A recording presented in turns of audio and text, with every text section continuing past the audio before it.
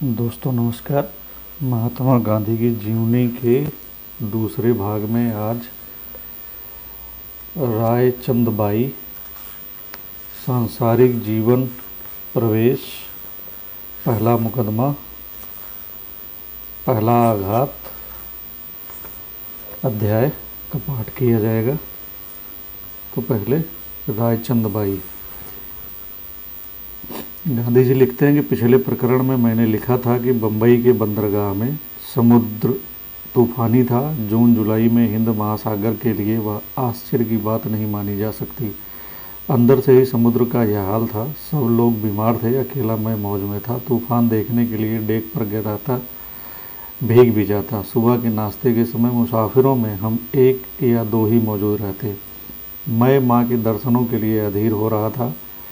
जब हम घाट पर पहुँचे, मेरे बड़े भाई वहाँ मौजूद ही थे। उन्होंने डॉक्टर मेहता से और उनके बड़े भाई से पहचान कर ली थी। डॉक्टर मेहता का आग्रह था कि मैं उनके घर ही ठहरूं, इसलिए मुझे वहीं ले गए। इस प्रकार जो संबंध विलायत में जुड़ा था वह देश में कायम रहा और अधिक दृढ़ बनकर दोनों कुटुंबों में फैल गया। माता के स्वर्गवास का मुझे कुछ पता न था। घर पहुँचने पर इसकी खबर मुझे दी गई और स्नान कराया गया। मुझे यह खबर विलायत में ही मिल सकती थी, पर आघात को हल्का करने के विचार से बम्बई पहुंचने तक मुझे इसकी कोई खबर न देने का निश्चय बड़े भाई ने कर रखा था। मैं अपने दुख पर पर्दा डालना चाहता हूँ। पिता की मृत्यु से मुझे जो आघात पहुंचा था उसकी तुलना में माता की मृत्यु की खबर से मुझे बहुत अधिक आघात पहुंचा। मेरे बहुतेरे मनोरथ मिट्टी में मिल गए। पर मुझे याद है कि इस मृत्यु के समाचार सुनकर मैं फूट फूट कर रोया ना था। मैं अपने आंसुओं को भी रोक सका था और मैंने अपना रोज का कामकाज इस तरह शुरू कर दिया था मानो माता की मृत्यु हुई ही ना हो।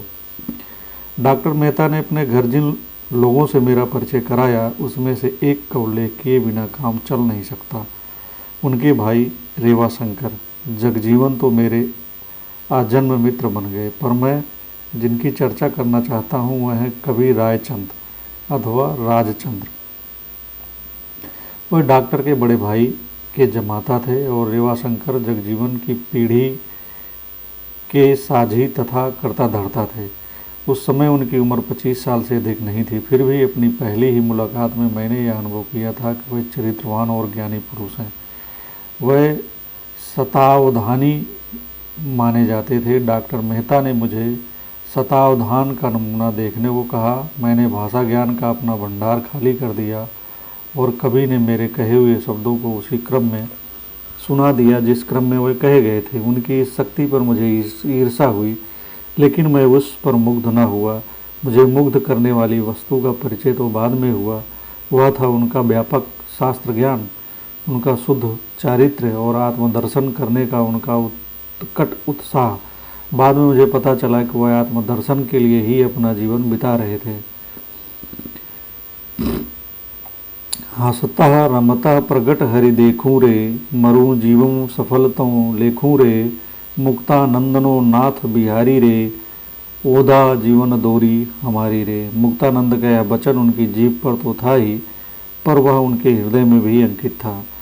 मैंने हर एक धर्म के आचार्यों से मिलने का प्रयत्न किया है, पर मुझ पर जो छाप रायचंद भाई ने डाली वैसा दूसरा कोई न डाल सका।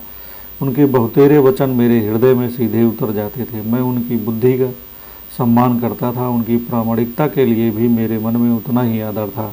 इसलिए मैं जानता था कि वे मुझे जानबूझकर गलत रास्ते पर नहीं ले जाएंगे और उनके मन में होगा वही कहेंगे। इस कारण अपने आध्यात्मिक संकट के समय मैं उनका आश्रय लिया करता था। रायचंद भाई के प्रति इतना आदर रखते हुए भी मैं उन्हें धर्मगुरु के रूप में अपने हृदय में स्थान न दे सका। मेरी वह खोज तो आज भी चल रही है। हिंदू धर्म में गुरुपद को जो महत्व प्राप्त है उसमें मैं विश्वास रखता हूँ। गुरु बिनु ज्ञान न होए, इस वचन में बहुत कुछ सच्चाई है। अक्षर ज्ञान देने वाले अपूर्ण शिक्षक से काम चलाया जा सकता है, पर आत्मदर्शन कराने वाले अपूर्ण शिक्षक से तो चलाया ही नहीं जा सकता। गुरुपद संपूर्ण ज्ञानी को ही दिया जा सकता है। गुरु की खोज में ही सफलता निहित है, क्योंकि शिष्य की योग्यता के अनुसार ही गुरु मिलता है। इसका अर्थ यह है कि योग्यता प्राप्ति के लिए प्रत्येक साधक को संपूर्ण प्रयत्न करने का अधिकार है और इस प्रयत्न का फल ईश्वराधीन है। तात्पर्य यह है कि यद्यपि मैं राजचंद भाई को अपने हृदय का स्वामी नहीं बना सका, तो भी मुझे समय समय पर उनका सहारा किस प्रकार मिला है, इसे अब हम आगे देखेंगे। यहाँ तो इतना कहना काफ़ी होगा कि मेरे जीवन पर गहरा प्रभाव डालने वाले आधुनिक पुरुष तीन हैं। रायचंद भाई ने अपने सजीव संपर्क से, टालस्टाय ने बैकुंठ तेरे हृदय में है नामक अपनी पुस्तक से, और रस्किन ने अनटू दिस लास्ट सर्वोदय नामक पुस्तक से मुझे चकित कर दिया। पर इन प्रसंगों की चर्चा आगे यथास्थान होगी। सांसारिक जीवन प्रवेश। बड़े भाई ने मुझ पर बड़ी बड़ी आशाएं बांध रखी थीं। उनको पैसे का, कीर्ति का और पद का लोभ बहुत था। उनका दिल बादशाही था। उदारता उन्हें फिजूल खर्ची की हद तक ले जाती थी। इस कारण और अपने भोले स्वभाव के कारण उन्हें मित्रता करने में देर न लगती थी। इस मित्र मंडली की मदद से वह मेरे लिए मुकदमे लाने वाले थे। उन्होंने यह भी मान लिया था कि मैं खूब कमाऊंगा, इसलिए घर खर्च बढ़ा रखा था। मेरे लिए वकालत का क्षेत्र तैयार करने में भी उन्होंने कोई कसर नहीं रखी थी। जाति का झगड़ा मौजूद ही था। इसमें दो तड़ें पड़ गई थी। एक पक्ष ने मुझे तुरंत जाति में ले लिया, दूसरा पक्ष ने न लेने पर डटा रहा। जाति में लेने वाले पक्ष को संतुष्ट करने के लिए राजकोट ले जाने से पहले भाई मुझे नासिक ले गए। वहाँ गंगा स्नान कराया और राजकोट पहुँचने पर जाति भोज दिया। मुझे इस काम में कोई रुचि न थी। बड़े भाई के मन में मेरे लिए अगाध प्रेम था। मैं मानता हूँ कि उनके प्रति मेरी भक्ति भी वैसी ही थी। इसलिए उनकी इच्छा को आदेश मानकर मैं यंत्र की भांति बिना समझे उनकी इच्छा का अनुसरण करता रहा। जाति का प्रश्न इससे हल हो गया। जाति की जिस तड़ से मैं बहिष्कृत हुआ, उसमें प्रवेश करने का प्रयत्न मैंने कभी नहीं किया। न मैंने जाति के किसी मुखिया के प्रति मन में कोई रोष रखा। उनमें मुझे तिरस्कार से देखने वाले लोग भी थे। उनके साथ मैं नम्रता का बर्ताव करता था। जाति के बहिष्कार संबंधी कानून का मैं संपूर्ण आदर करता था। अपने सास ससुर से के घर अथवा अपनी बहन के घर में मैं पानी तक न पीता था। वह छिपे तौर पर पिलाने को तैयार भी होते, पर जो काम खुले तौर पर न किया जा सके उसे छिप कर करने के लिए मेरा मन ही तैयार न होता था। मेरे इस व्यवहार का परिणाम यह हुआ कि जाति की ओर से मुझे कभी कोई कष्ट नहीं दिया गया। यही नहीं बल्कि आज तक मैं जाति के एक विभाग में विधिवत बहिष्कृत माना जाता हूँ, फिर भी उनकी ओर से मैंने सम्मान और उदारता का ही अनुभव किया है। उन्होंने मेरे कार्य में मुझे मदद भी दी है और मुझसे यह आशा तक नहीं रखी कि जाति के लिए मैं कुछ ना कुछ करूं। मैं ऐसा मानता हूं कि यह मधुर फल मेरे अप्रतिकार का ही परिणाम है। यदि मैंने जाति में सम्मिलित होने की खटपट की होती, अधिक तड़ें पैदा करने का प्रयत्न किया होता, जाति वालों को छेड़ा चिढ़ाया होता, तो वह अवश्य मेरा विरोध करते और मैं विलायत से लौटते ही उदासीन और अलिप्त रहने के स्थान पर खटपट के फंदे में फंस जाता और केवल मिथ्यात्व का पोषण करने वाला बन जाता। पत्नी के साथ मेरा संबंध अब भी जैसा मैं चाहता था वैसा बना नहीं था। विलायत जाकर भी मैं अपने ईर्ष्यालु स्वभाव को छोड़ नहीं पाया था। हर बात मेरे छिद्रान्वेषण और मेरे संशय वैसा ही बना रहा। इससे मैं अपनी मनोकामनाएं पूरी न कर सका। पत्नी को अक्षर ज्ञान तो होना ही चाहिए। मैंने सोचा था कि यह काम मैं स्वयं करूंगा, पर मेरी विषयासक्ति ने मुझे यह काम करने ही न दिया और अपनी इस कमजोरी का गुस्सा मैंने पत्नी पर उतारा। एक समय तो ऐसा भी आया जब मैंने उसे उसके मायके ही भेज दिया और अतिशय कष्ट देने के बाद ही फिर से अपने साथ रखना स्वीकार किया। बाद में मैंने अनुभव किया कि इसमें मेरी नादानी के सिवा और कुछ नहीं था।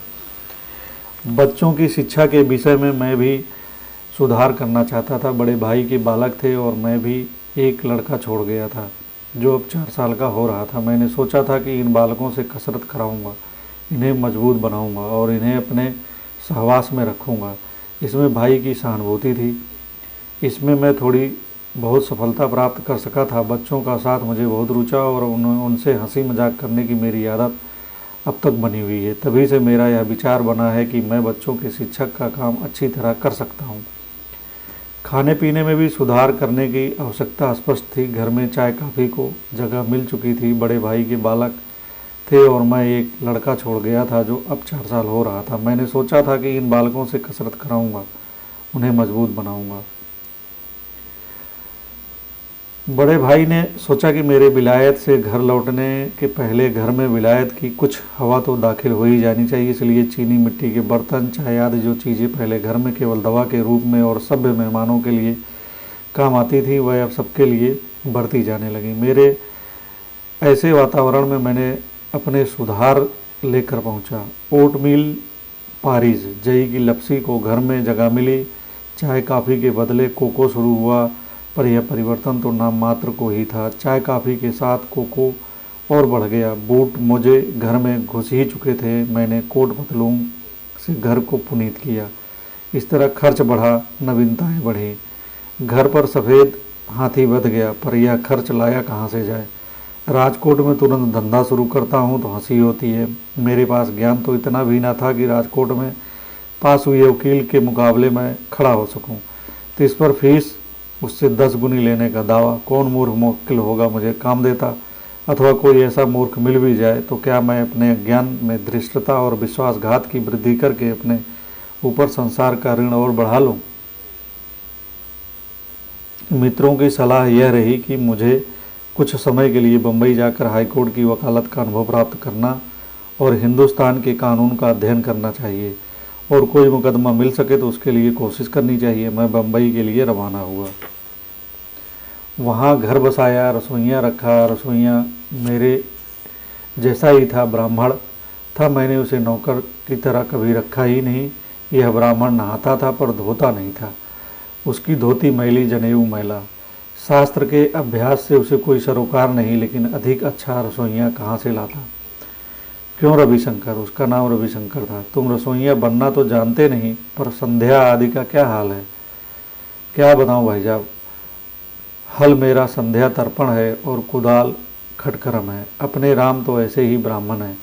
कोई आप जैसा निभाह ले तो निभ जाए, नहीं तो आखिर खेती ही तो अपनी है ही। मैं समझ गया, मुझे रविशंकर का शिक्षक बनना होगा। समय मेरे पास बहुत था। आधी रसोई रविशंकर बनाता और आधी मैंने विलायत की अन्ना आहार वाली खुराक के प्रयोग यहाँ शुरू किए। एक स्टोव खरीदा। मैं स्वयं तो पंक्ति भेद को मानता ही न था, रविशंकर को भी उसका आग्रह न था, इसलिए हमारी पटरी ठीक जम गई।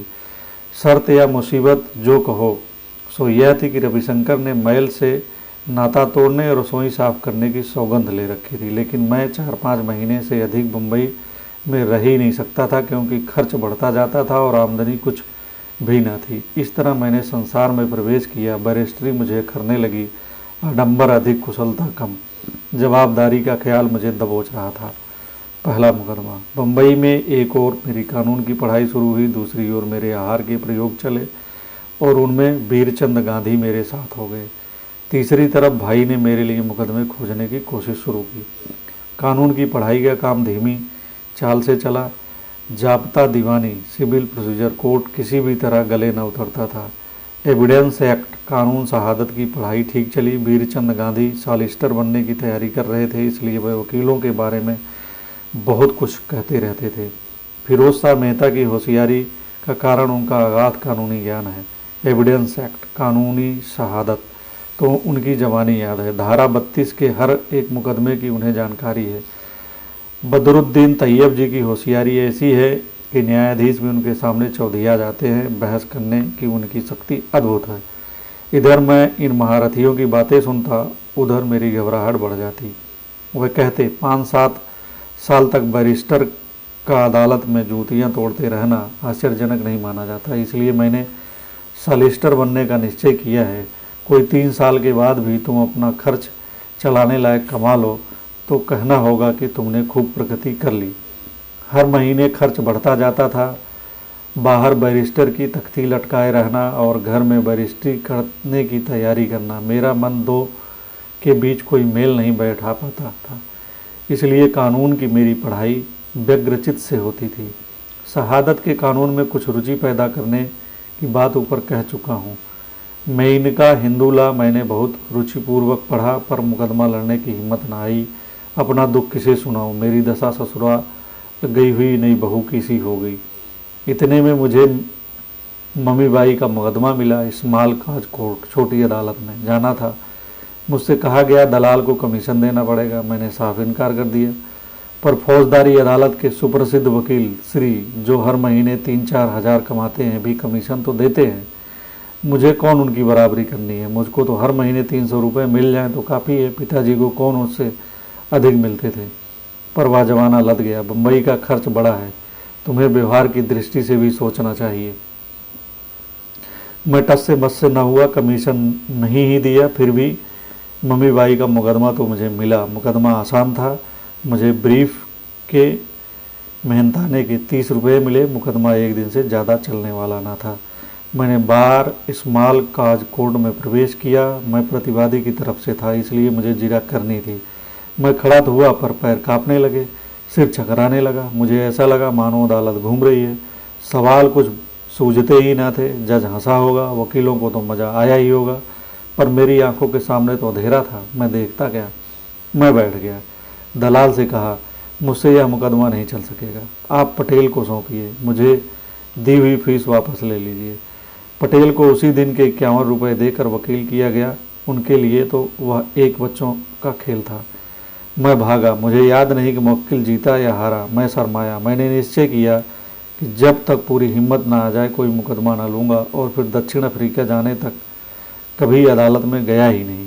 इस निश्चय में कोई शक्ति न थी। ऐसा कौन बेकार बैठा था जो हारने के लिए अपना मुकदमा मुझे देता। इसलिए मैं निश्चय न करता तो भी कोई मुझे अदालत में जाने की तकलीफ़ देने वाला न था। पर बम्बई में मुझे अभी एक और मुकदमा मिलने वाला था। इस मुकदमे में अर्जी दावा तैयार करना था। एक गरीब मुसलमान को ज़मीन पोरबंदर में जब्त हुई थी। मेरे पिताजी का नाम जानकर वह उनके बैरिस्टर लड़के के पास आया था। मुझे उसका मामला लचर लगा, पर मैंने अर्जी दावा तैयार कर देना कबूल कर लिया। छपाई का खर्च मुवक्किल को देना था। मैंने अर्जी दावा तैयार कर लिया, मित्रों को दिखाया, उन्होंने पास कर दिया, और मुझे कुछ विश्वास हुआ कि मैंने अर्जी दावे लिखने लायक तो ज़रूर बन सकूंगा। असल में मैं इस लायक था भी। मेरा काम बढ़ता गया। मुफ्त में अर्जियां लिखने का धंधा करता तो अर्जियां लिखने का काम तो मिलता, पर उससे दाल रोटी की व्यवस्था कैसे होती। मैंने सोचा कि मैं शिक्षक का काम तो अवश्य ही कर सकता हूँ। मैंने अंग्रेजी का अभ्यास काफ़ी किया था। अतएव मैंने सोचा कि यदि किसी हाई स्कूल में मैट्रिक की कक्षा में अंग्रेजी सिखाने का काम मिल जाए तो कर लूँ। खर्च का गड्ढा कुछ तो भरे। मैंने अखबारों में विज्ञापन पढ़ा, आवश्यकता है अंग्रेजी शिक्षक की, प्रतिदिन 1 घंटे के लिए, वेतन 75 रुपये। यह एक प्रसिद्ध हाई स्कूल का विज्ञापन था। मैंने प्रार्थना पत्र भेजा। मुझे प्रत्यक्ष मिलने की आज्ञा हुई। मैं बड़ी उमंगों के साथ मिलने गया, पर जब आचार्य को पता चला कि मैं बीए नहीं हूँ तो उन्होंने मुझे खेदपूर्वक विदा कर दिया। मैं लाचार हो गया। मेरी हिम्मत छूट गई। बड़े भाई भी चिंतित हुए। हम दोनों ने सोचा कि मुंबई में अधिक समय बिताना निरर्थक है, मुझे राजकोट में ही जमना चाहिए। भाई स्वयं छोटे वकील थे। मुझे अर्जी दावे लिखने का कुछ न कुछ काम तो दे ही सकते थे। फिर राजकोट में तो घर का खर्च चलता ही था, इसलिए मुंबई का खर्च कम कर डालने की बड़ी बचत हो जाती। मुझे यह सुझाव जचा। यूँ कुल लगभग 6 महीने रहकर बम्बई का घर मैंने समेट लिया। जब तक बम्बई में रहा मैं रोज़ हाई कोर्ट जाता था, पर मैं यह नहीं कह सकता कि वहाँ मैंने कुछ सीखा। सीखने लायक समझ ही मुझ में ना थी। कभी कभी तो मुकदमा समझ में नहीं आता और उसकी कार्रवाई में रुचि न रहती तो बैठा बैठा झपकियाँ भी लेता रहता। जो झपकियाँ लेने वाले दूसरे साथी भी मिल जाते थे। इससे मेरी शर्म का बोझ हल्का हो जाता था। आखिर मैं यह समझने लगा कि हाई कोर्ट में बैठकर उगना फैशन के खिलाफ नहीं है। फिर तो शर्म की कोई वजह ही न रह गई। पहला आघात। बम्बई से निराश होकर मैं राजकोट पहुंचा। वहां अलग दफ्तर खोला। गाड़ी कुछ चली। अर्जियां लिखने का काम मिलने लगा और हर महीने औसत 300 रुपये की आमदनी होने लगी। अर्जी दावे लिखने का यह काम मुझे मेरी होशियारी के कारण नहीं मिलने लगा था। कारण था वसीला। बड़े भाई के साथ काम करने वाले वकील की वकालत जमी हुई थी। उनके पास जो बहुत महत्व के अर्जी दावे आते अथवा जिन्हें वे महत्व का मानते, उनका काम तो बड़े बैरिस्टर के पास ही जाता था। उनके गरीब मुवक्किलों के अर्जी दावे लिखने का काम मुझे मिलता था। बम्बई में कमीशन नहीं देने की मेरी जो टेक थी, मानना होगा कि वह यहाँ कायम न रही। मुझे दोनों स्थितियों का भेद समझाया गया था। वह यूँ था, बम्बई में सिर्फ दलाल को पैसे देने की बात थी, यहाँ वकील को देने हैं। मुझसे कहा गया था कि मुंबई की तरह यहाँ भी सब बैरिस्टर बिना अपवाद के अमुक प्रतिशत कमीशन देते हैं। अपने भाई की इस दलील का कोई जवाब मेरे पास न था। तुम देखते हो कि मैं दूसरे वकील का साझेदार हूँ।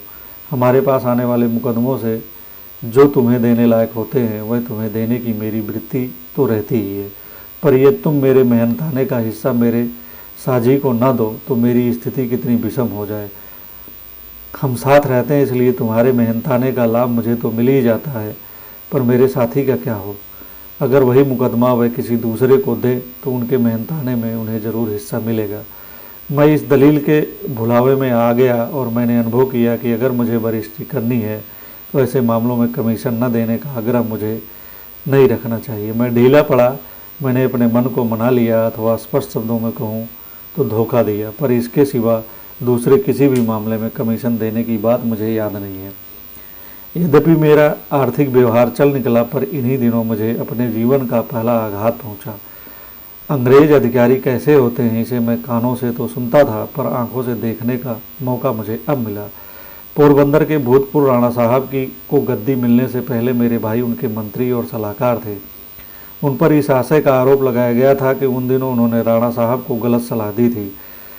उस समय के पॉलिटिकल एजेंट के पास यह शिकायत पहुंची थी और मेरे भाई के बारे में उनका ख्याल खराब हो गया था। इस अधिकारी से मैं विलायत में मिला था। कह सकता हूं कि वहां उन्होंने मुझे से अच्छी दोस्ती कर ली थी। भाई ने सोचा कि इस परिचय का लाभ उठाकर मुझे पॉलिटिकल एजेंट से 2 शब्द कहने चाहिए और उन पर जो खराब असर पड़ा है उसे मिटाने की कोशिश करनी चाहिए। मुझे यह बात बिल्कुल अच्छी न लगी। मैंने सोचा मुझको विलायत के कुछ न कुछ परिचय का लाभ नहीं उठाना चाहिए। अगर मेरे भाई ने कोई बुरा काम किया है तो सिफारिश से क्या होगा, अगर नहीं किया है तो वह विधिवत प्रार्थना पत्र भेजें अथवा अपनी निर्दोषता पर विश्वास रखकर निर्भय रहें। यह दलील भाई के गले न उतरी। उन्होंने कहा, तुम कठियावाड़ को नहीं जानते, दुनियादारी अभी तुम्हें सीखनी है। यहाँ तो वसीले से सारे काम चलते हैं। तुम्हारे समान भाई अपने परिचित अधिकारी से सिफारिश के 2 शब्द कहने का मौका आने पर दूर हट जाए तो यह उचित नहीं कहा जाएगा।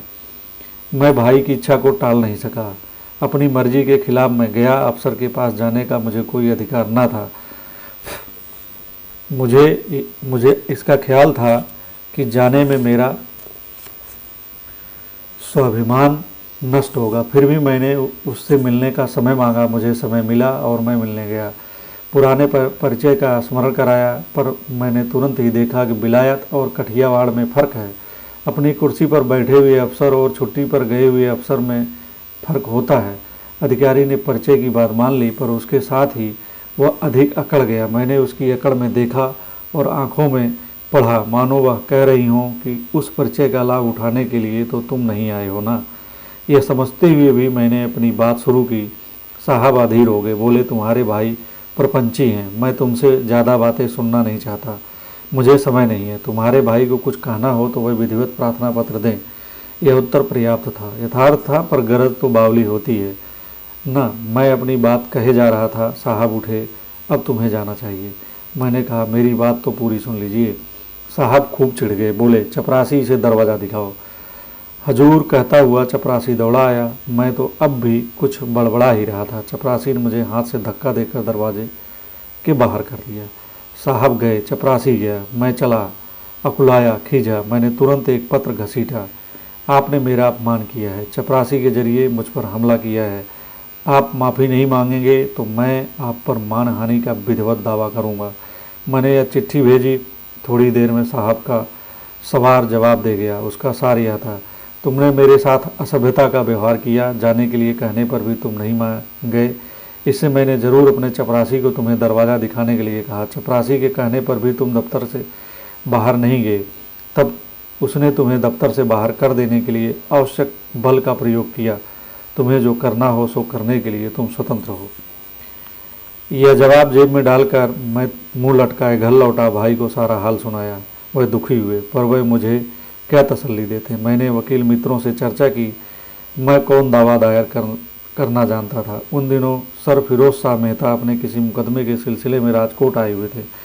मेरे जैसा नया बैरिस्टर उनसे कैसे मिल सकता था, पर उन्हें बुलाने वाले वकील के द्वारा पत्र भेजकर मैंने उनकी सलाह पूछवाई।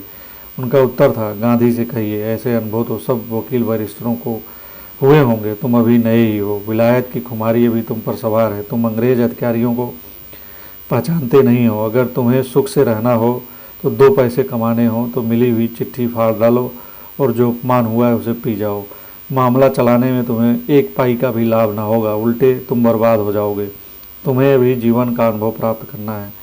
मुझे यह सिखावन जहर की तरह कड़वी लगी, पर उस कड़वी घूंट को पी जाने के सिवा और कोई उपाय ना था। मैं अपमान को भूल तो न सका, पर मैंने उसका सदुपयोग किया। मैंने नियम बना लिया, मैं फिर कभी अपने को ऐसी स्थिति में नहीं पड़ने दूंगा। इस तरह किसी की सिफारिश न करूंगा। इस नियम का मैंने अभी उल्लंघन नहीं किया। इस आघात ने मेरे जीवन की दिशा बदल दी। नमस्कार, मिलते हैं अगले वीडियो में।